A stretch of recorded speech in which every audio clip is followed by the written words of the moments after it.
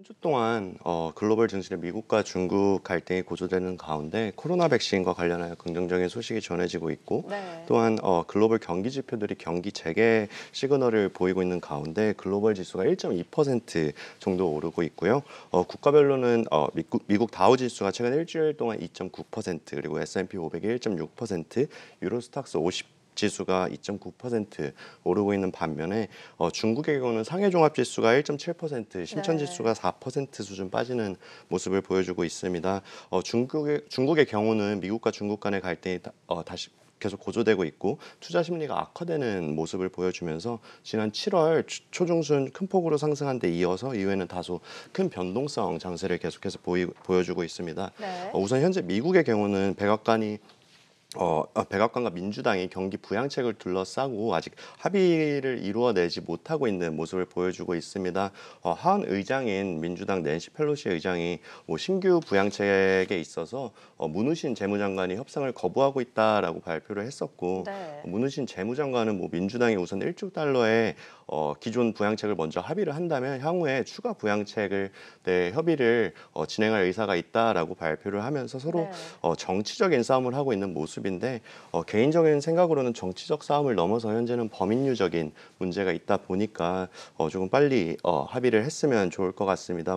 정치란 무엇인가 이런 생각도 들게 하는 모습을 보여주고 있고 이어 미국 바이든 대선 후보는 어제죠. 최근 카말라 해리스라는 미국 캘리포니아주 상원 네네. 의원을 부통령으로 지명하기도 했는데 해리스 의원은 흑인 여성으로는 처음으로 부통령 후보에 지명이 되기도 했습니다. 이번 부통령 지명은 얼마 전에 있었던 인종차별로 인한 시위 그리고 계속되고 있는 인종차별 이슈가 있던 미국에서 굉장히 좋은 정치적인 선택이었다라고는 보고 있고요. 이제 별로 남지 않은 미국 대선에도 이목을 집중할 때가 왔다라고 판단을 하고 있고 향후에 전달드릴 내용이 있으면 전달을 드리도록 하겠습니다. 네, 알겠습니다. 이렇게 뉴욕 증시 짧게 진단을 또 들어보고 있는데요. 사실 오늘 가장 핫했던 이슈가 테슬라의 액면 분할 이슈였어요. 애플에 이어서 테슬라까지 계속해서 이런 흐름들이 나오고 있는데 네. 이 부분 저희가 좀 어떻게 좀 해석을 해봐야 될까요? 네, 우선 이번 어닝 시즌 발표에서 말씀해 주셨다시피 애플하고 테슬라가 액면 분할을 한다라고 발표를 했습니다. 네. 이 점에 대해서 간략하게 설명을 드리자면 두 기업 모두 8월 31일 기준으로 권리락일이라고 해서 공시되면서 액면 분할이 예정이 되어 있습니다. 이때 주가가 변동을 하니까 액면 분할 예정대로 변동을 하니까 투자자분들이 참고를 하시면 좋을 것 같고요. 네. 우선 간단하게 애플이 액면 분할을 한 이유에 대해서 살펴봤더니 네. 물론 정말 간단하게만 보면 현재 주가가 많이 올라와 있기 때문에 액면 분할을 하는 거죠. 액면 분할 이유에 대해서 조금 더 자세하게 설명을 드리면 현재 애플은 나스닥 지수 외에도 다우 지수에 속해 있는 30개 미국을 대표하는 기업입니다. 다우 지수에 속해 있는 30개 기업 중에서 IT 기업은 총 4개뿐인데요. 네. 반도체 기업인 인텔, 그리고 IBM, 그리고 마이크로소프트와 애플 이 4개입니다. 아마존이 편입되어 있을 것이라고 많이들 생각을 하시는데 네. 아마존은 다우존스에는 편입이 되어 있지 않은 기업이고요. 네. 다우존스 지수가 미국을 대표하는 지수인 만큼 상당히 상징적인 지수이기도 해서 편입되는 것만으로도 해도 많은 의미를 담고 있다라고도 보고 있습니다. 혹시 네. 머니몬스터라는 영화를 보신 적이 있으실 거예요. 넷플릭스에 있는데 아니요, 저 못 봤어요. 예, 그 조지 클루니랑 줄리아 로버츠랑 나오는 네. 인질극 영화인데 음. 조지 클루니가 거기서 다우 지수가 중요한 이유에 대해서 설명을 했는데 미국뿐 아니라 전 세계 사람들이 가장 많이 관심을 갖는 지수이고 언론에서도 제일 주목하는 지수이기 때문이다라고 말을 한 바가 있는데 상당히 네. 의미가 있는 지수입니다. 네. 애플이 주식 분할을 하는 이유에 대해서 다시 돌아가자면 다우 지수의 지수 산출 방식에 있다라고도 보고 있는데요. 다우 지수에 지속적으로 편입되기 위해서 이번에 애플이 액면 분할을 했다라고 보고 있습니다. 네네. 미국의 3대 주요 지수 산출 방식을 한번 살펴보면 S&P 500 지수와 나스닥 지수는 시가총액을 가중평균해서 지수를 산출을 하고 있고요. 네. 다우 지수의 경우 반면에 30개 대표 종목의 주가를 합산해서 지수를 산출하고 있기 때문에 주가가 올라가 버리는 경우에 다우존스 지수 자체가 영향을 크게 받기 때문에 이번에 액면 분할을 한다라고도 보고 있습니다. 테슬라도 어제 말씀해 주셨다시피 1대5 액면 분할을 한다라고 발표를 했는데 네. 우선 이 발표 이후에 주가가 크게 오르면서 반응하는 모습을 보여주고 있습니다. 저도 좀만 더 열심히 벌어서 테슬라 주식하고 뭐 차를 사고 싶다라는 생각을 했었는데 네. 이번에 액면 분할이 되니까 그때는 지금보다 조금 더 쉽게 그리고 그쵸. 가벼운 마음으로 살 수 있겠다라는 생각이 들고는 있습니다. 테슬라는 현재 S&P 500에 편입이 안 되어 있는데 이번 지수가 조정될 때라고 이번에 S&P 500 지수가 네네네. 조정될 때 편입될 거라는 기대를 많이 받고 있기도 하죠. S&P 500 지수의 산출 시기는 보통 9월 마지막 금요일 장마감 이후에 발표가 되기는 하는데 이번에는 9월 25일이더라고요. 그래서 앞서서 말씀해 주셨다시피 22일에 배터리 데이가 있는데 그 네. 주에 S&P 500 지수에 편입이 되는지 지켜볼 필요는 있다라고 보고 있고 네. 아직 정확한 날짜가 나오지는 않았지만 날짜가 나오면 바로 말씀을 드리도록 하겠습니다. 네, 이렇게 글로벌 증시 상황을 더해서 테슬라 그리고 애플의 주식 분할 상황까지 이야기를 들어봤습니다. 자, 그럼 오늘 또 종목 소개로 바로 넘어가 볼 텐데요. 오늘 어떤 종목 준비를 해주셨나요? 예, 이번에는 4차 산업과 관련된 업종들 중에서 자율주행 관련 기업 하나, 그리고 자동화 관련 기업 한 개, 그리고 ETF 한 개 총 세 종목을 소개해 드리도록 하겠습니다. 네. 글로벌 대표 전기차 기업의 뭐 테슬라, 앞서서 말씀드렸다시피 테슬라의 주가는 연초 대비 200% 이상 오르고 있는 모습을 보여주면서 뭐 전기차 그리고 2차 배터리, 뭐 리튬 산업 전반적인 것뿐만 아니라 현재는 뭐 자율주행 차에 대한 관심도 높아지고 있는 모습을 보여주고 있습니다. 네네. 중국의 경우만 보더라도 중국은 전기차 시장에서 미국과의 패권 싸움을 하는 유일한 국가이기도 한데요. 최근 중국 정부는 어려워진 산업 현황을 고려해서 전기차 보조금 제도를 오는 2022년까지 연장하기로 결정했고 이로 인해 뭐 중국의 4차 산업혁명의 대표로 꼽히는 뭐 자율주행 차로의 변화 그리고 중국이 현재 미국을 넘어서려는 초석을 다지고 있다라고도 보고 있다라고 말씀을 드린 적이 있었는데 현재 이 산업 전반적인 성장에 있어서는 의심의 여지가 없다라고 보고 있고요.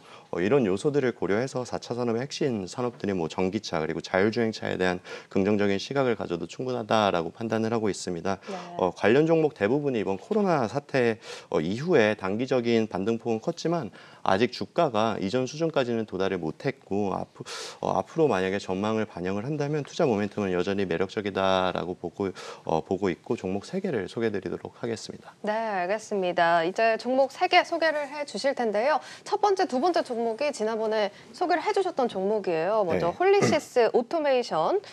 바로 이제 투자 포인트로 좀 넘어가서 짧게 네. 좀 짚어보고 갈게요. 네, 홀리시스 오토메이션은 지난 7월 초에 나와서 한번 소개드렸던 기업입니다. 지난 3월부터 얘기가 나왔었는데 중국 정부가 지난 5월 개최된 양해에서 신인프라 7대 투자 계획을 발표하면서 뭐 5G 아니면 철도, 데이터 센터, 전기차, AI, 산업 인터넷망, 뭐 특고합 설비의 인프라 투자 정책을 상당히 크게 발표를 한 바가 있습니다. 우선 홀리시스라는 기업이 AI와 고속철도 관련된 사업을 진행하는 기업이기 때문에 관련된 내용을 짚고 넘어가자면 현재 뭐 중국 상무부에서 발표한 신인프라 7대 사업 중에 가장 큰 규모의 하나 약 93조 원의 중국 고속철도 사업에 투자가 진행을 할 것이다라고 발표한 바가 있고 네. 이 점은 홀리시스 오토메이션에도 상당히 고무적인 내용이다 그리고 수혜를 받을 것이다라고 봐도 무관할 것 같습니다.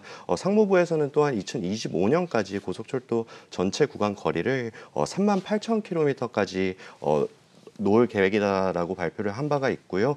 또한 프런스트 설리반 리서치 페이퍼에 따르면 중국의 도시 지역 지하철 총 길이가 2018년 말 기준에는 4,760km 정도였는데 2023년까지는 9,300km까지 약 2배 이상 증가할 것이라고 전망을 하고 있습니다. 홀리시스 오토메이션의 철도 자동화 사업부는 철도의 신호 및 통제 시스템을 자동화하여 현재 판매하고 있고 현재 중국 내 200에서 300km 시간당 200에서 300km의 고속철도 시스템 판매 기업 중에 매출 비중이 가장 높은 1위 기업으로 향후 중국 지하철 및 철도 발전에 따라 상당히 수혜를 받을 것이다라고 예상을 하고 있고요. 이번 중국 정부가 발표한 4차 산업 시대에 맞춰서 AI 및 산업 인터넷 관련된 신인프라 투자 계획을 발표하면서 주목을 상당히 받고 있습니다. AI와 관련해서는 중국의 중앙정부 그리고 지방정부 모두 합쳐서 2023년까지 하나 약 90조 원의 투자 계획을 발표한 바가 있고요. 산업 인터넷 또한 올해 및 작년 산업 인터넷 시장 규모 대비 15% 수준 성장한 120조 원 규모의 시장으로 성장시키겠다라고 발표를 했습니다. 홀리시스 오토메이션 같은 경우에는 4차 산업 시대의 IoT, 즉 사물 인터넷뿐만 아니고 IIoT라고 해서 산업 인터넷 발전을 통한 공장 자동화, 즉 스마트 팩토리를 통한 효율성을 증대시키고 있는 기업인데요. 동사의 주 사력부가 공장 자동화의 스마트 팩토리 관련 사업부이기 때문에 향후 성장성에는 의심의 여지가 없다라고 보고 있고요. 네, 여러 가지 좀 투자 네. 포인트가 있는 것 같은데 네. 지금 이제 어쨌든 향후 이제 스마트 팩토리 관련 사업부기 때문에 성장 가능성 계속해서 점쳐지고 있는 상황입니다. 네. 자, 그럼 잔존가치 모델상의 상승 여력 좀 짧게 짚고 갈게요. 얼마나 나와 있나요? 예, 잔존가치 모델상 홀리시스 오토메이션의 상승 여력은 예상 ROE 13.5% 그리고 리스크 프리미엄을 10% 적용했을 때 현주가 대비 117% 수준으로 나오고 있습니다. 네네. 앞서서 말씀을 못 드렸는데 홀리시스 오토메이션 같은 경우는 지난 7월 초에 경영진을 모두 교체를 하면서 현재 시점의 모멘텀에서 준비를 단단히 하고 있다라고 보고 있고요. 중국 정부의 적극적인 경기 부양책 그리고 신인프라 투자 계획에 맞서서 현재 투자 모멘텀은 상당히 유효한 기업이다라고 보고 있습니다. 네, 현 주가 대비 177% 상승 여력이 남아있는 홀리시스 오토메이션 기업 소개 들어봤습니다. 자, 그럼 이제 두 번째 기업 앱티브로 넘어가 볼 텐데요. 앱티브의 투자 포인트도 좀 짧게 짚고 넘어갈게요. 예, 앱티브도 지난 5월에 나와서 한번 설명드렸던 자율주행 관련 기업입니다. 투자 포인트로 짧게 말씀을 드리면 앱티브의 경우는 자율주행 시스템을 지속적으로 개발을 하면서 현재 사업을 키워나가고 있고요. 이전에 나와서 말씀을 드렸었는데 이번에 현대자동차와 조인트 벤처 설립을 진행을 하고 있다라고 말씀을 드렸었는데 어제 그 조인트 벤처 명이 모셔널. 모셔널로 발표가 되면서 합작회사 설립이 된 바가 있고요. 네. 합작회사의 CEO는 앱티브에서 나왔고 그리고 CFO는 현대차에서 선정된 바가 있습니다. 현대자동차와 앱티브의 자율주행 연구는 한국, 미국, 그리고 싱가포르에서 진행이 되고 있고 자율주행에 대한 관심이 지속적으로 증가하면서 앱티브에 대한 성장 모멘텀 그리고 자동차 시장의 성장함에 따라서 함께 성장할 것이에는 의심의 여지가 없다라고 판단을 하고 있습니다. 네, 자동차 시장이 성장하면서 함께 성장성을 가져가고 있는 앱티브입니다. 자, 그럼 앱티브의 또 잔존가치 모델상의 상승 여력 얼마나 나와 있나요? 예, 앱티브의 최근 한 달간 주가 추이를 보시면 16.5%의 수익률을 보여주고 있으면서 S&P 500 지수 대비 10% 이상 아웃퍼폼하고 있는 모습입니다. 이렇게 주가가 오르고 있는 모습에 현재